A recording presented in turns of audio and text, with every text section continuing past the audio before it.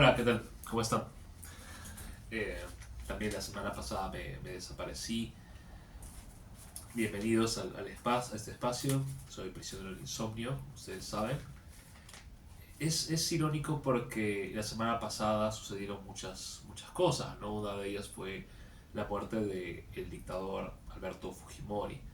Y de hecho vi que la mayoría de gente que se dedica a comentar, no sé, la situación política del Perú, obviamente no desperdició el momento para hablar y reflexionar sobre el legado de Fujimori, cómo afecta al país su muerte, entre varias cosas. Y me imagino que quizá algunos de ustedes se habrán preguntado por qué yo no salí. Y es porque sinceramente quise reflexionar primero, quise reflexionar en varias cosas. De hecho, estoy trabajando en un video, en un guión, obviamente no, esa vez no voy a leer nada, básicamente lo que voy a hacer es, estoy informándome, quiero ser muy conciso, para hablar sobre algunas ideas que tengo sobre el legado fujimorista y posición al respecto, ¿no? Prefiero hacerlo de ese modo, ¿no? Creo que si hubiera salido yo el mismo día o al día siguiente de la muerte de Fujimori hubiera sido muy apresurado y me pareció más sensato en todo caso hacerlo de una manera mucho más calmada, más apelando a cosas que yo sé y cosas que me imagino me falta saber o más que saber profundizar, ¿no? Así que estén atentos, voy a sacar un video, me parece, media semana reflexionando sobre el asunto, ¿no? Por cuestiones de logística también no he podido regresar a lo que son entrevistas, lo voy a hacer definitivamente, solamente que estoy pensando en cómo hacerlo y también mis monólogos, ¿no?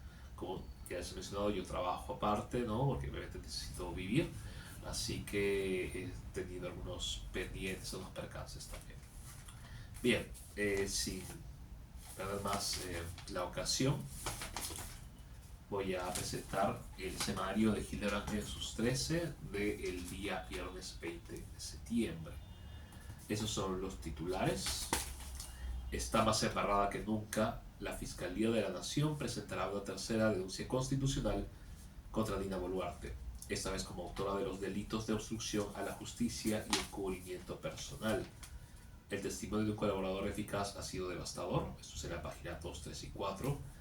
Ampones brindan por el Congreso, páginas 7 y 8.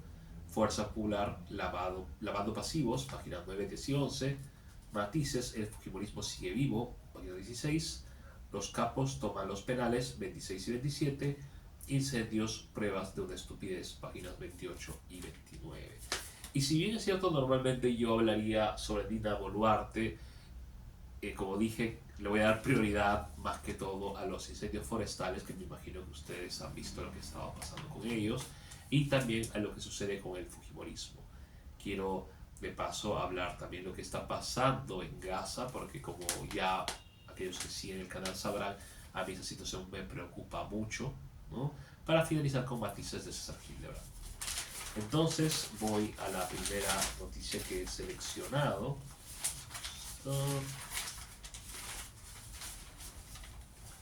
Stop, stop, stop, stop.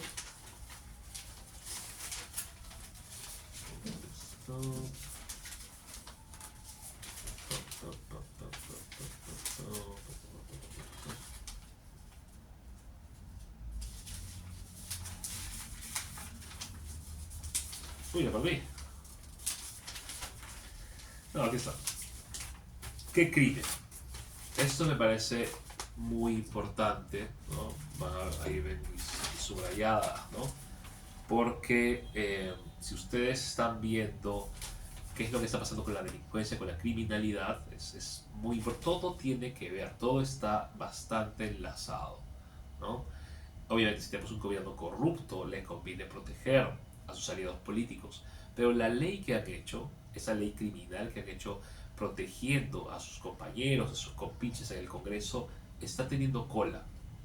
Y, por ejemplo, es el que la extorsión ya no sea eh, básicamente sujeta de, ¿cómo se llama?, organización criminal, de acusación de organización criminal, lo que hace es que los crímenes de extorsión se hayan disparado.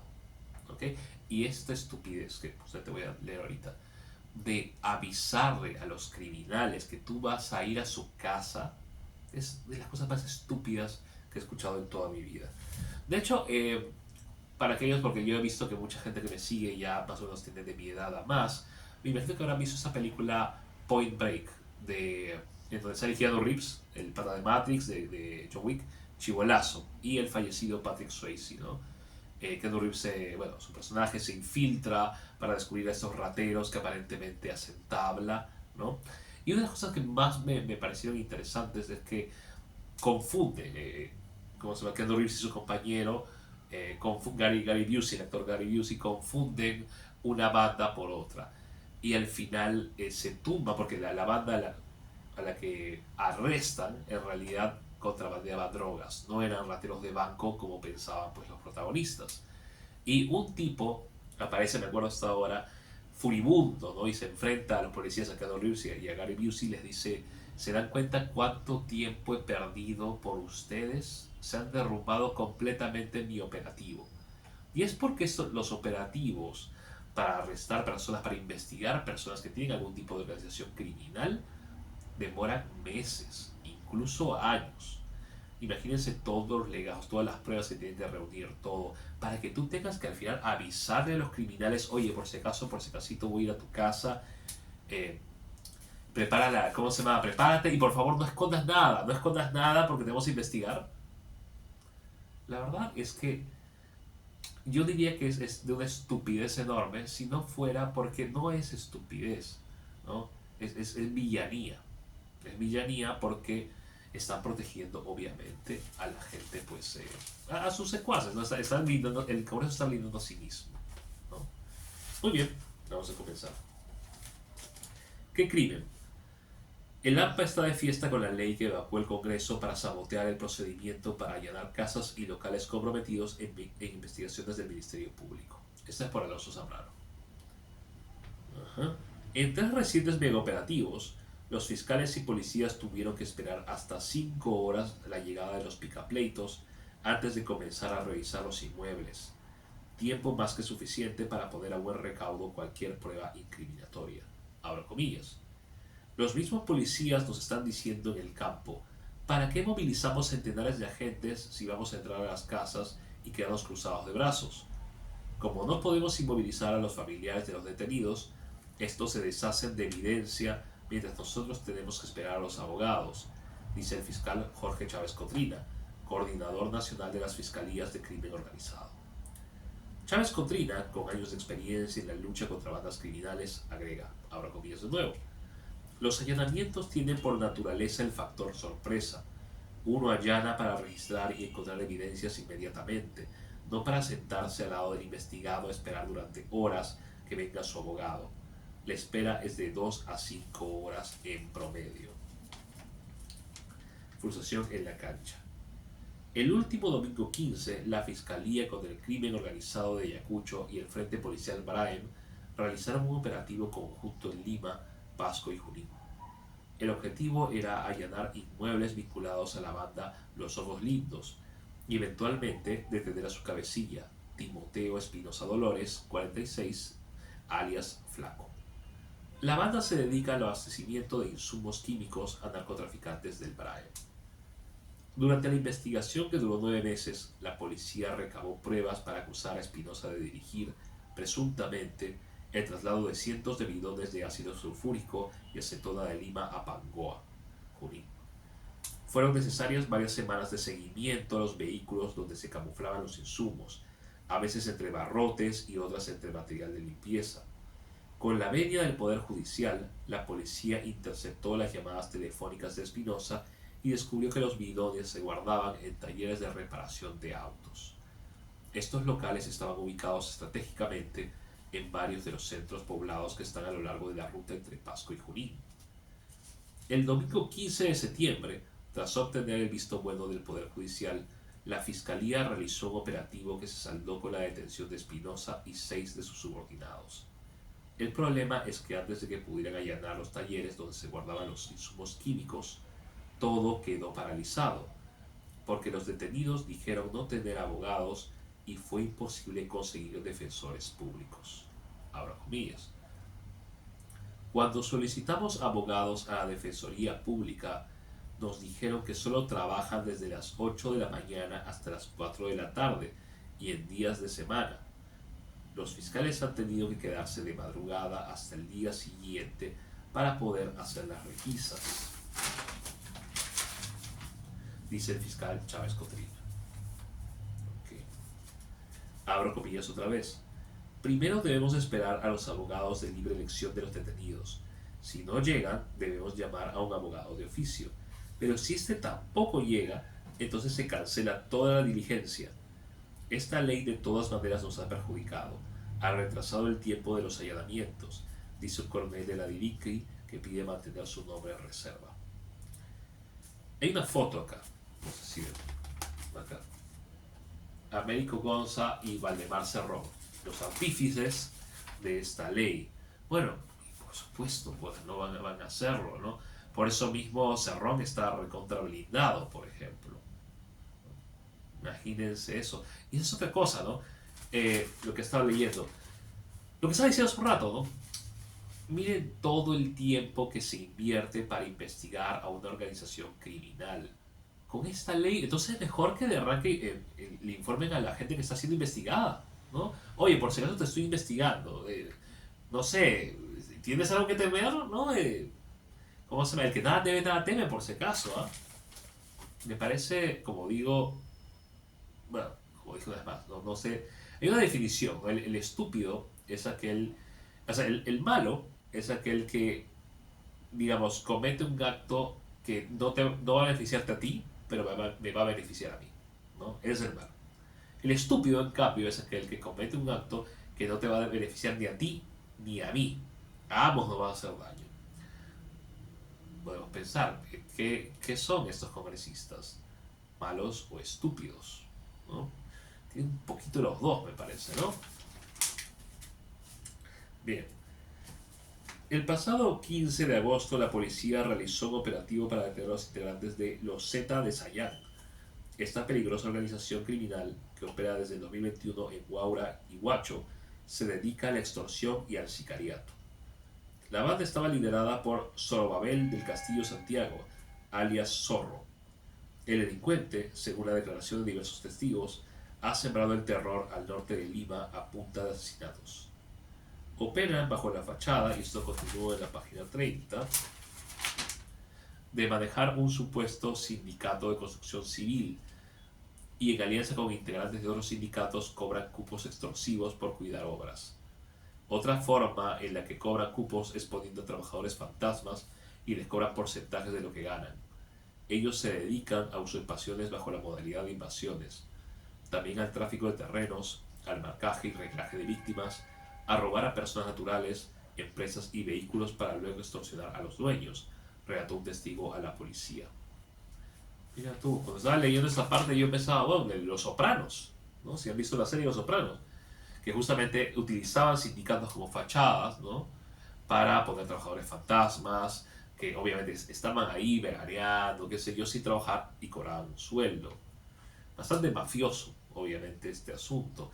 Y eso es lo que también hace que cada baboso que me encuentro diga, ay no, los sindicatos son corruptos, no trabajan que por allá, ¿no? Porque esta idea, ¿no? Justamente por mafiosos, esta idea de cómo son los sindicatos, cuando en realidad no son así. El sindicato no se crea para eso.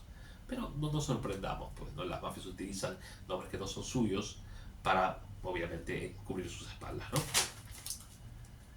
El 15 de agosto, solo 6 días después de aprobarse la mentada ley en el Parlamento, se ejecutó el operativo para desbaratar a la banda Los Z de Sayán.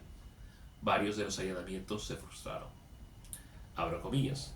La Defensoría Pública del Ministerio de Justicia nos dijo que no iban a poder presentarse porque no tenían suficiente personal y que había lugares a los que no podían llegar porque estaban muy lejos, dice el fiscal Chávez Cotrina. Abro comillas. En ningún país del mundo, ni en Europa, menos en Estados Unidos, existe norma que establezca que para hacer un allanamiento debe estar presente el abogado. El Ejecutivo y el Legislativo están en una competencia para ver quién da más normas a favor del crimen organizado, dice el fiscal Chávez Cotrina. Efectivamente, ¿no? Efectivamente. Y saben que, de verdad, como digo una vez más, Ahora vamos a hablar de estupidez. Ahorita vamos a hablar de estupidez, pero... Un segundo. Mi tecito.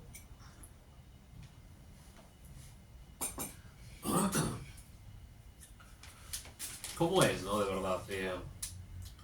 Se supone que los políticos están donde están. Se supone, o sea, en teoría, ¿no?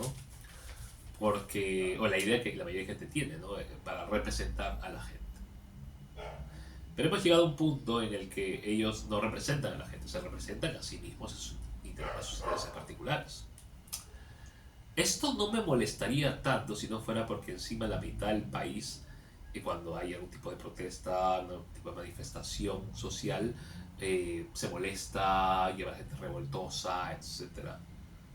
Es eso, por ejemplo, sí es bastante estúpido, ¿no? Es bastante estúpido.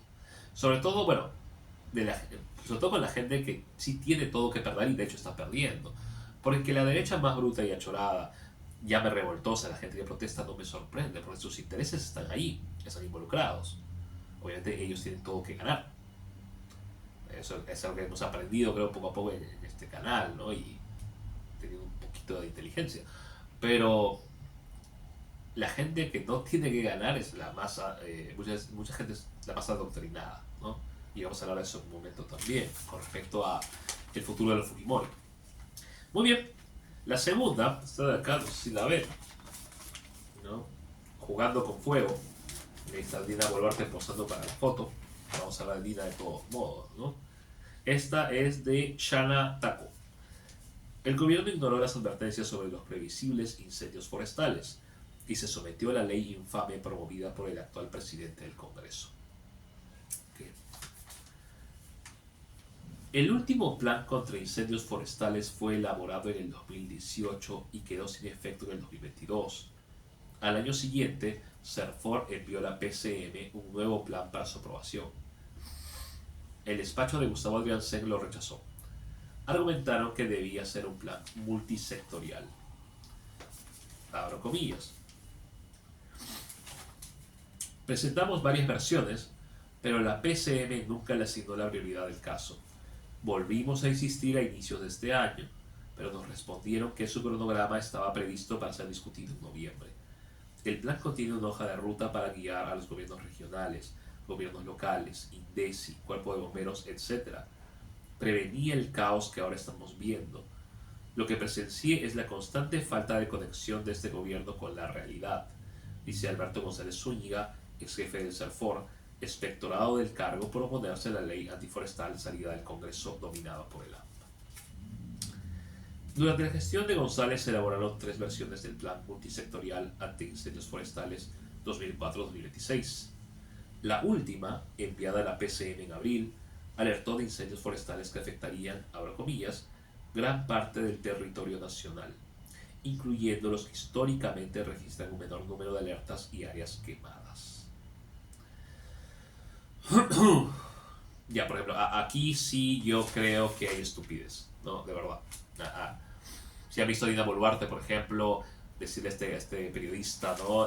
No me acuerdo de dónde es, de interior, que había llorado, se había conmovido, ¿no? Ante los incendios, yo no necesito tus lágrimas. Eso es estúpido. O sea, vamos a verlo, o sea, ¿qué ganas con eso? Por último, si fuera Dina Boluarte realmente algo, o sea, si fuera tan mala como inteligente, ¿no? Podría pensar, bueno, quizá, así como abracé, pues, ¿cómo se le dice? A Fujitrol, ¿no? A Santibáñez, puedo abrazar al tipo, puedo prometerle algo, un gesto político que podría aumentar el porcentaje mínimo que tiene de aprobación. Pero no lo hace. Por eso te digo, o sea, es soberbia y es estúpida. Y toda esta gente, en este caso, al menos en este caso de los incendios forestales, es estúpida. Porque ellos no son el Joker, ¿no? De las películas de Nolan, que quieren ver el mundo arder por diversión. Por último, al Joker le importaba 3 pepinos el dinero.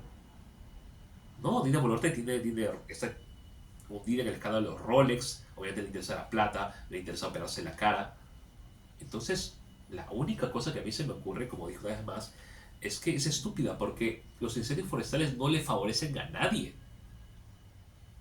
La ley antiforestal, sí. Le favorece a la gente corrupta. Debemos hablar de esto. Pero los incendios, ¿a quién le favorecen? A mí pónganmelo en los comentarios, los troles, ¿no? Que me ponen, que a veces, sí, que lees el semanario, que no sé qué, que lo investiga. Estoy parafraseando, señores, pero es la única bola que les voy a dar. Pero a lo que voy es que, explíquenme, ¿a quién le favorecen los incendios forestales? Más bien, mucha gente está perdiéndolo todo. Animales están muriendo, gente ya ha muerto. Lágrimas es lo menos que la gente podría tener en indignación, sinceramente. A ver. Ajá. Uf, bueno. Ajá. Abro comillas. Desde el Ejecutivo no le tomaron importancia porque el Congreso ya había impulsado sus propios cambios con la ley antiforestal, asegura González Zúñiga. El pasado 23 de julio, la Secretaría de Gestión de Riesgo de Desastres de la PCM, a cargo de Percy Mercado Flores, convocó una reunión a representantes del CERNAP, CERFOR, CENAMI, Fuerzas Armadas y Bomberos para dialogar sobre los incendios forestales y, abro comillas, prevenir sus nocivas consecuencias. El encuentro no sirvió más que para una foto en redes. Lo típico de este gobierno, las fotos. No sé para quiénes son, no engañan a nadie. Abro comillas. Los incendios comenzaron en agosto, pero recién hace una semana todos entraron en pánico. Ni el gobierno nacional, ni los regionales o locales supieron qué hacer. Para apagar los incendios hemos formado grupos de pobladores voluntarios, brigadas voluntarias de guardias indígenas, pero no es suficiente, dice el Apu David Ruiz, presidente de la Federación de Comunidades Indígenas del distrito de Padre Márquez, en Ucayali. Abro comillas. Estamos en crisis, estos días todo amanece lleno de humo, no tenemos agua, se perdieron los cultivos, es terrible. Hay 3 comunidades que lo han perdido prácticamente todo. Son las comunidades de Puerto Firmeza, Cachibococha y Santa Teresita.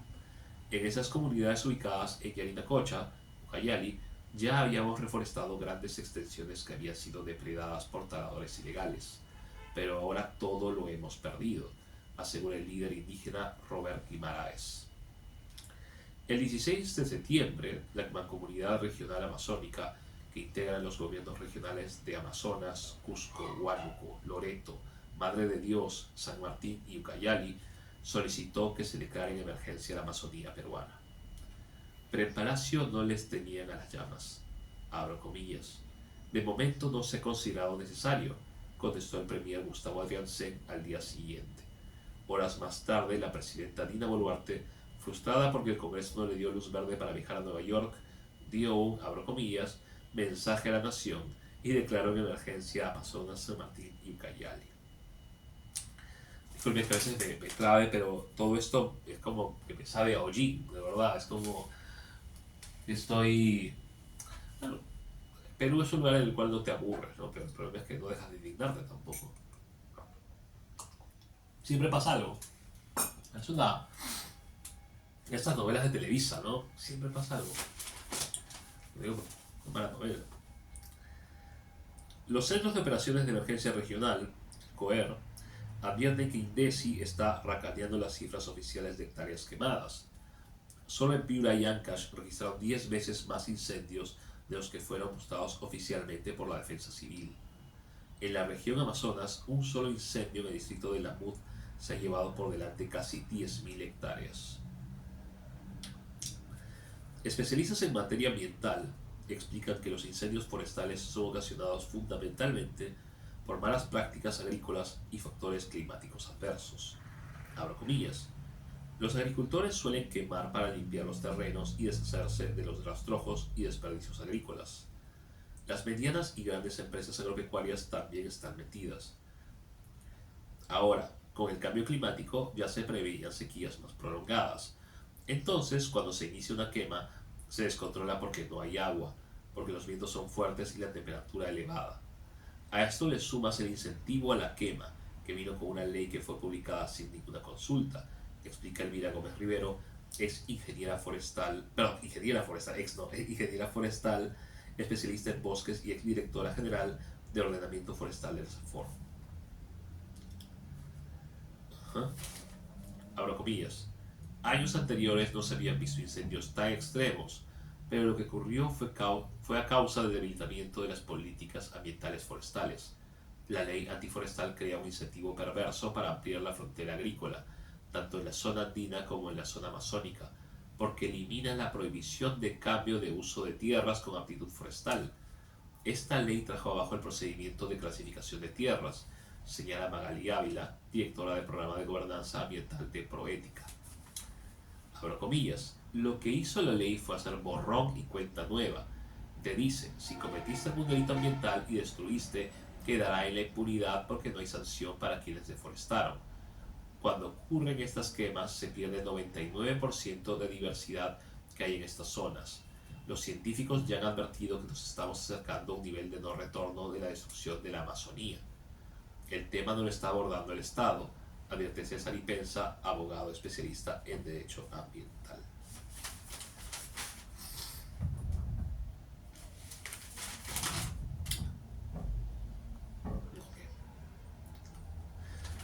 Tiene que ver, ¿no? Tiene una relación, como dije, con lo que había estado leyendo antes. Es, no digo nada más estúpido, pero a la vez me da mucha rabia porque pienso, claro, se está protegiendo los derechos del poder de plata, ¿no? Importándoles tres pepinos las comunidades. Y eso no es un secreto, porque ya he leído antes, por ejemplo, líderes indígenas siendo asesinados, ¿no? Impunemente. La gente, al gobierno le importa tres pepinos. Pero a nosotros no, a nosotros sí debe importarnos. O nos vamos a exaltar solamente si el incendio llega a Lima. Ahí recién, oh, hagan algo.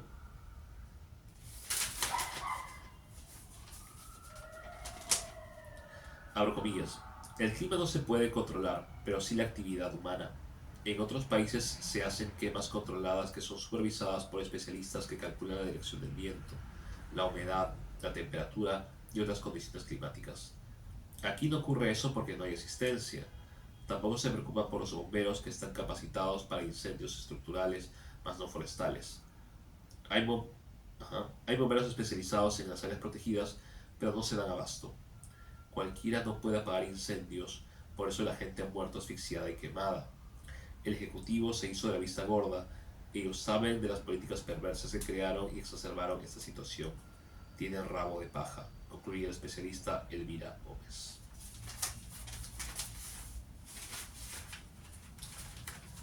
Sí, como dije, terrible por no decir por no utilizar otra palabra, la verdad. Oh, Dios. La verdad, porque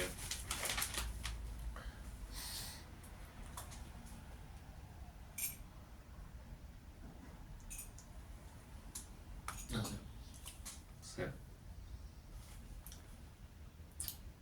causa bastante rabia, la verdad.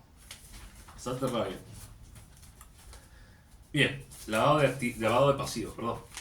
Aquí está. Ahí está, pues, Keiko Fujimori, el Pelorio, Alberto Fujimori, Kenji también, ¿no? La gente triste. Se es por Eloy Marchand. Alberto Fujimori, dice una fuente de su entorno, dejó 8 videos y 3 libros que verán la luz en los próximos meses. Con este material, el fujimorismo más audaz piensa que podrá ser lavado al seco a la imagen de su líder. En esa historia ad hoc de la década de los 90 no hubo autogolpe. Jamás se cometieron crímenes de lesa humanidad y nadie de apellido Fujimori se llevó un sol mal habido del Estado. Uno de los libros se titula El Inconforme. Es el segundo volumen de las memorias del dictador. Los otros dos son textos ilustrados que relatan a su antojo hitos del fujimorismo, o el fujimorato. En los videos, grabados por Carlos Raffo, el patriarca del fujimorismo da una versión de parte de los 10 años en los que fue inquilino de Palacio y eventualmente responde a alguna crítica sin derecho a repregunta. La estrategia es electoral. Se trata de mantener vigente el deceso del padre para apuntalar la candidatura de la hija con miras al 2026. Porque lo cierto es que las entrañas del fujimorismo temen que el 11 de septiembre Keiko Fujimori haya empezado el descenso sin retorno. algunas sombras han empezado a merodearla.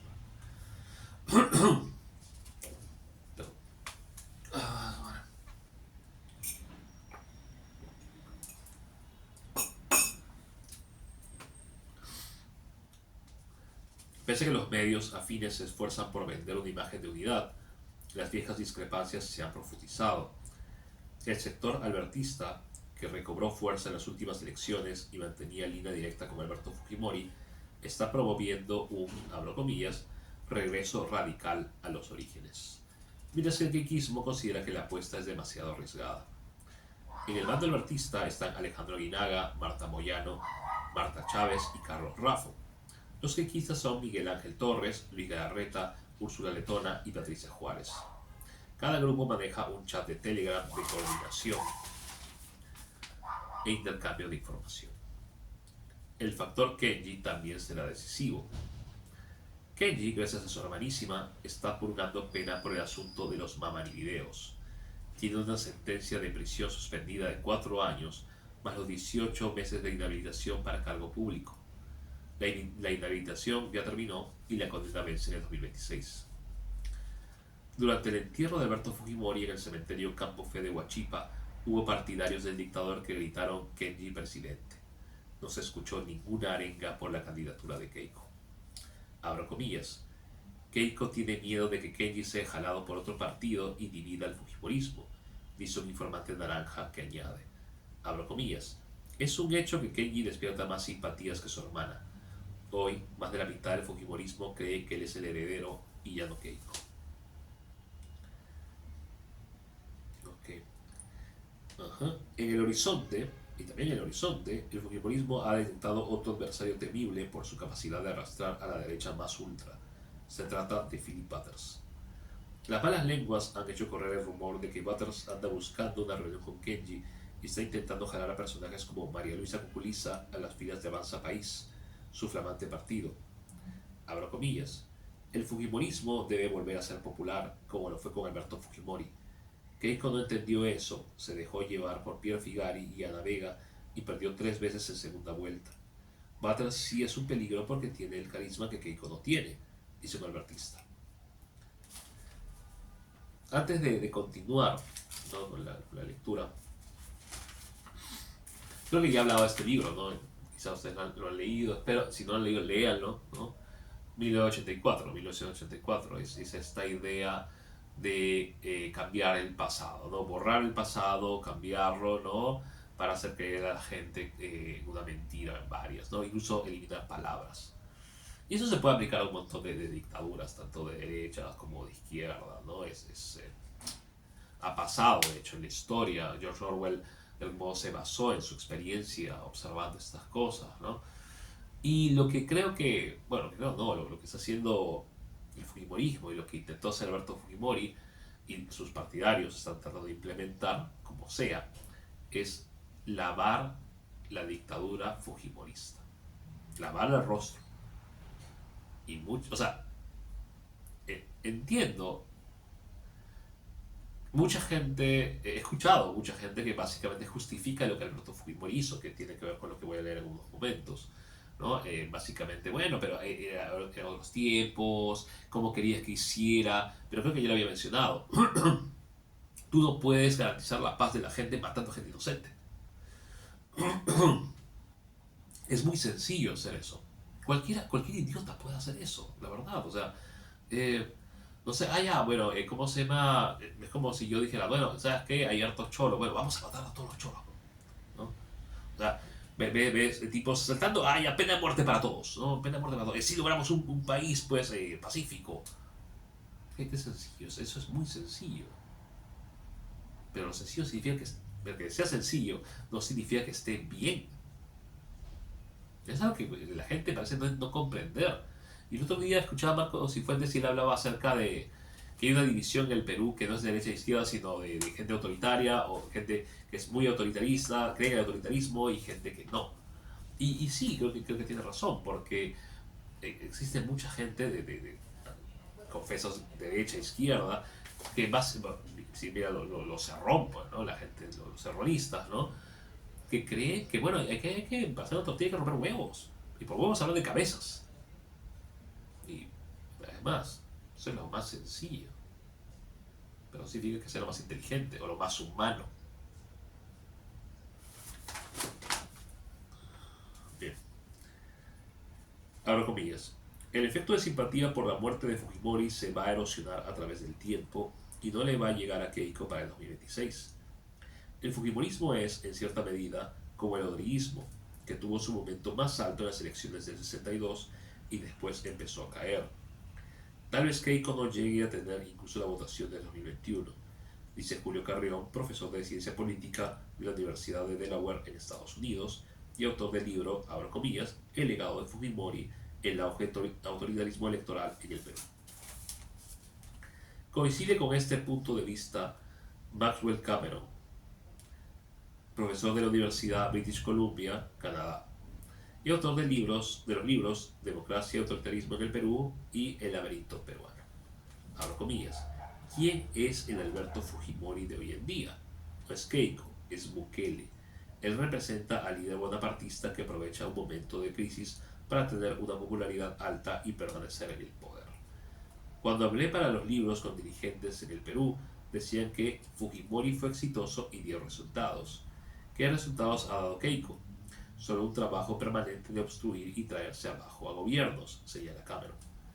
¿Cuál es el legado de Fujimori que quedará en la historia? Carrión dice. Desde la perspectiva del desarrollo democrático, el legado de Fujimori es negativo.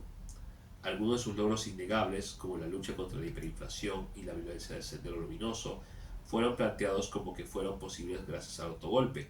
Eso es muy peligroso porque vende la idea de que para salvar la democracia hay que acabar con ella. El profesor de la Universidad de Delaware señala que, abro comillas, todos los logros que Fujimori alcanzó pudieron hacerse dentro de la democracia. Sobre los crímenes de lesa humanidad cometidos por Fujimori, Carrión afirma, abro comillas, el legado de Fujimori está manchado de sangre. El problema es que mucha gente argumenta de manera incorrecta que esto era necesario para acabar con la amenaza terrorista. Eso es una falacia. No se puede defender el récord de un gobierno apelando a la muerte de inocentes. Y con eso termino esta nota y más. Aquí está la portada del libro de Fujimori, el libro que va a salir, ¿no? Yo no digo que boicoteemos la presentación, pero lo digo a la vez, no sé qué decir. Es raro porque yo creo que no se debe boicotear la presentación del libro. Por un lado es eso, yo soy escritor, yo lo he mencionado, yo pienso que la cultura, y lo peor que puede hacer un régimen es quemar libros. Es más, yo defiendo el derecho a que la gente lea lo que quiere leer, incluso si es 50 sombras de Grey, o Padre Rico, Padre Pobre, todas esas cosas, ¿no? O Coelho.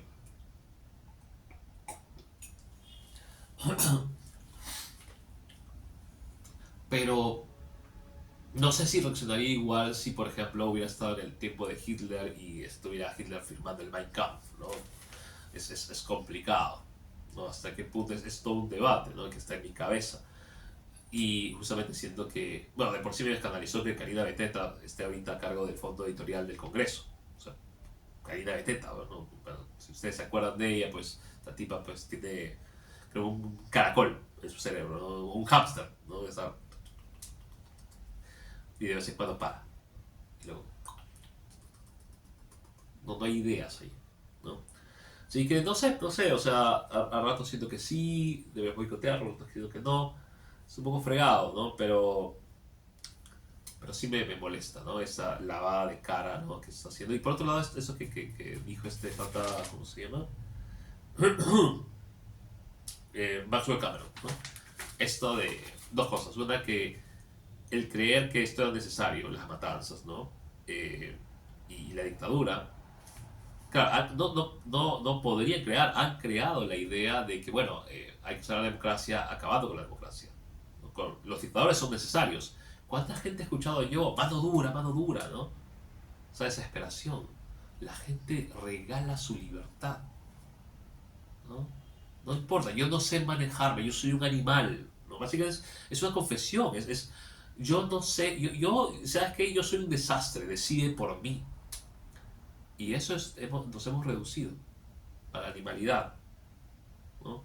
Con este tipo de cosas, con este tipo de gobernantes. Y claro, Fujimori fue popular porque aparentemente logró cosas, ¿no? Eso la gente hasta ahora lo recuerda. En fin, pero nada podemos olvidar que esas cosas fueron logradas con gente inocente, muerta, asesinada. Bien, quiero leer solamente un poquito, justamente hablando de gente inocente, sobre esta nota, lo que está pasando en Gaza, como había dicho. Quiero leerlo muy rápido porque no voy a leer todo, solo voy a leer una parte. Estoy un poco cansado, creo que vean. Bien, sí matarás. El ejército israelí ha reincidido en una de sus especialidades, asesinar activistas desarmados y plenamente identificados. Eso es por Elia Idis. Aisenur Esgi Eigi tenía 26 años, ella es, no sé si también acá, ¿no? Esta muchacha de aquí, ¿no? Entonces hay que darle el rostro pues, a la gente para que no sea una mera estadística que a veces eso despersonaliza, ¿no? Tenía 26 años cuando llegó a Cisjordania el pasado miércoles 4 de septiembre. 48 horas después fue asesinada por un francotirador del ejército israelí. La joven activista de nacionalidad estadounidense y nacida en Turquía se había graduado en mayo pasado en la Universidad de Washington y había decidido unirse a la organización International Solidarity Movement, o ISM, un movimiento de resistencia pacífica contra la ocupación israelí del territorio palestino. Esta es la tercera vez que Israel ejecuta impunemente a un activista de la ISM. Abro comillas. Fue para ser testigo del pueblo palestino y su lucha, dijo Kelsey Navas, una de sus amigas, al medio de comunicación Al Jazeera. El asesinato ocurrió el pasado 6 de septiembre, cerca de las 2 de la tarde, cuando Aisenur Eigi participaba en un plantón pacífico en Beita, un pueblo cercano a Nablus. La historia de Rachel Corrie se repite. Y aquí se habla sobre Rachel Corrie y Tom Hurndall, ¿no? Las personas que murieron justamente asesinados por soldados. En el caso de Rachel Corrie, yo ya he leído sobre Rachel Corrie, me parece, en el canal, ¿no? Ella básicamente fue aplastada por un aplanador, ¿no? Y en el caso de Tom Hurndall fue asesinado de un disparo cuando intentaba socorrer a un niño. Sigamos. Tras conseguir su doble título en Psicología y Estudios de Medio Oriente, Aisenur Esgi empezó a prepararse con la ISM. El activismo no era nuevo para ella.